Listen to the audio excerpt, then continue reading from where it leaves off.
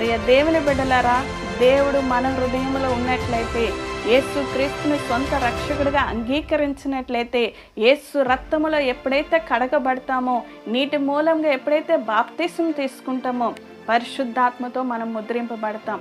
ఎప్పుడైతే ముద్రింపబడతామో పరిశుద్ధతలోను, నీతిలోని, న్యాయములోని, యథార్థతలోని, విశ్వాసములోని మనం ఎదుగుతాం తప్ప సాతాను యొక్క చేతిలో మనము ఉండము. సాతాను యొక్క స్వాధీనంలో మనము వెళ్ళము. పాపం అనేది హృదయంలోనికి రాదు. అదే నిజమైన విశ్వాసకుండే లక్షణం. కాబట్టి ఎప్పుడైతే మీరు హృదయంలో పాపం చేస్తున్నారని తలంపు, ఇది సాతానుడే క్రియేట్ చేస్తున్నాడంటే మీరు దేవుని స్వాధీనంలో లేనట్టే అర్థం చేసుకోవాలి.